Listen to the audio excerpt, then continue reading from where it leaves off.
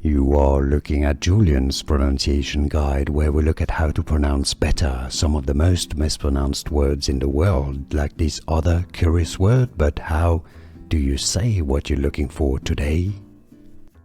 Let's learn how to pronounce this word. This is the name of this city near Paris, France, Paris, Neuilly-sur-Seine. It's often just referred to as Neuilly, Neuilly. The I-double-L is like a Y sound. Neuilly-sur-Seine, sur-Seine meaning on the Seine, Seine being the river, of course. Neuilly-sur-Seine, if you cannot pronounce French perfectly, Neuilly-sur-Seine.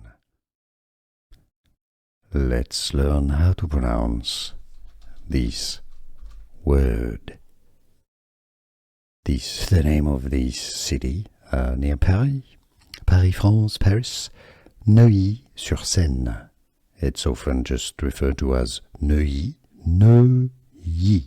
The I-double-L is like a Y sound. Neuilly-sur-Seine, sur-Seine meaning on the Seine, Seine being the river, of course. Neuilly-sur-Seine, if you cannot pronounce French perfectly, Neuilly-sur-Seine.